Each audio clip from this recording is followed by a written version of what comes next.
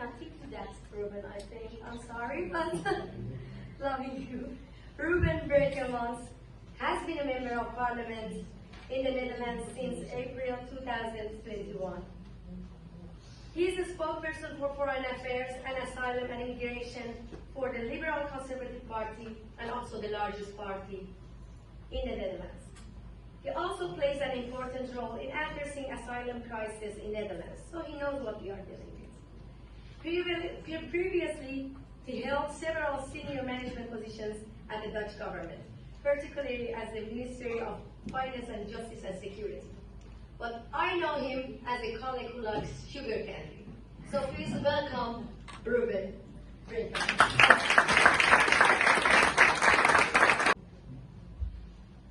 Thank you, Seth, for your kind introduction. It has been over 9 months since the tragic death of Masha Amini, and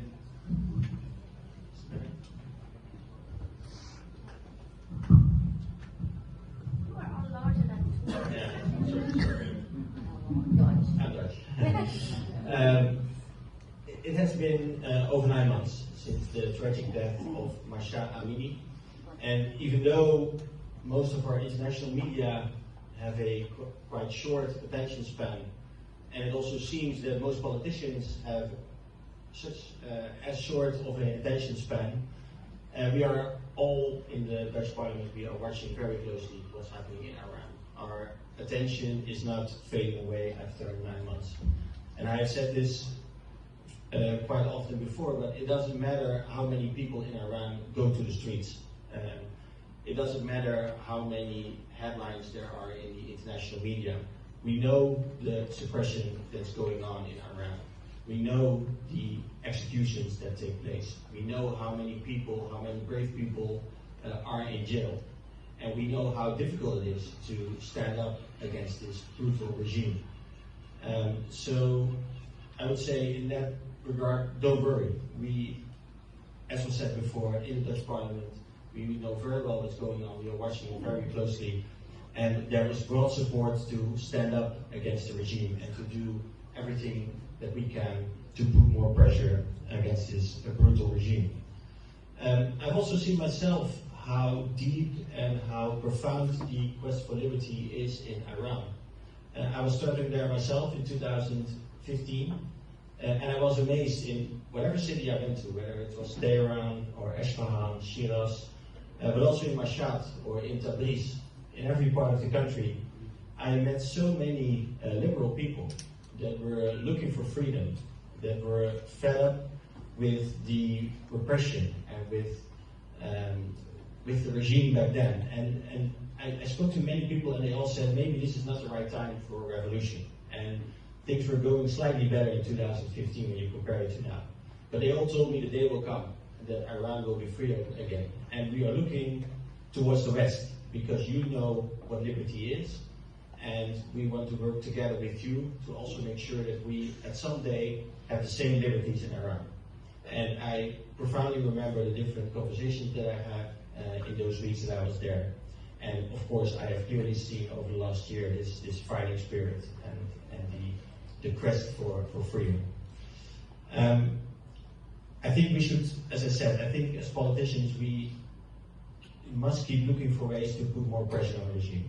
Of course, first and foremost, to put the Revolutionary Guard on the terrorist list.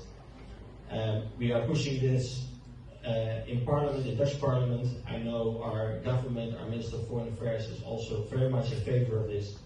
And we know that there are some legal obstacles, that there are lawyers on the European level saying it's not possible, but we need to keep looking for ways, for creative ways, to make sure that there is a legal opportunity to put the Revolutionary Guard on the terrorist list. And also national authorities can play an important role in this. So I also see a role for the Netherlands and for me personally as a member of Parliament myself to keep looking for those opportunities.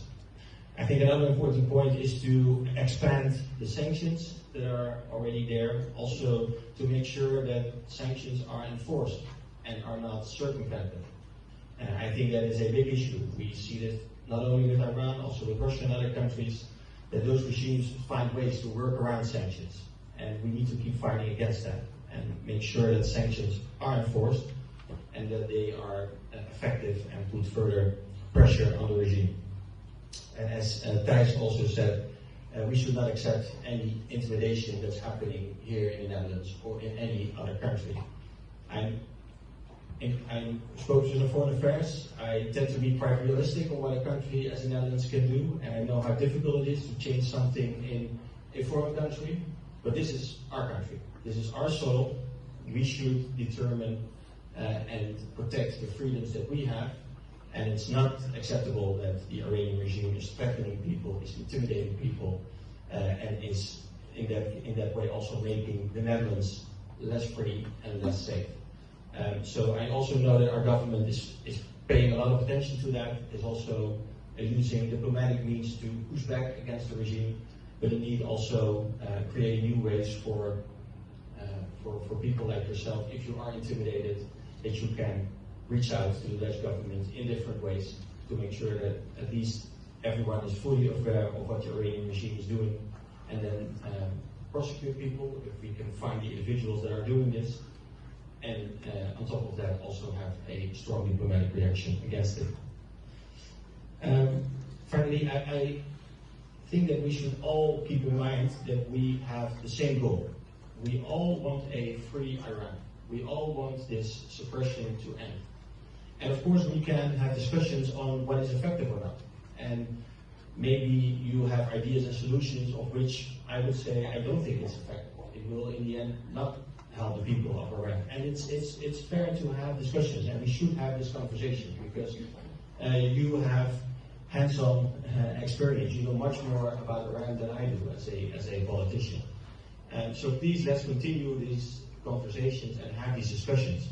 But let's keep in mind that we share the same goal, and that in the end we should stay united. I agree very much with what Thijs said. Over the last couple of weeks and months, I have seen that in the international opposition movement there have been divisions, and there has been disunity.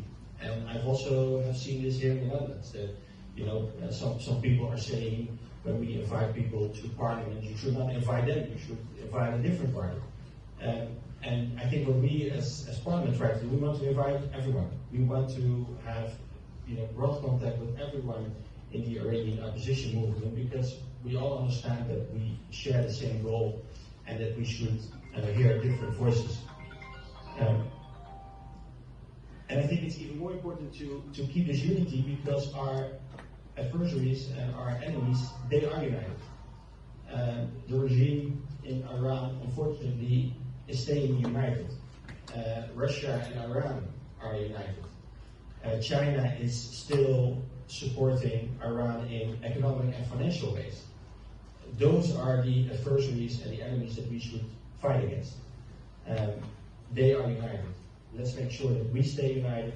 Let's not fight each other, but let's fight against the Iranian regime and their threats. Thank you.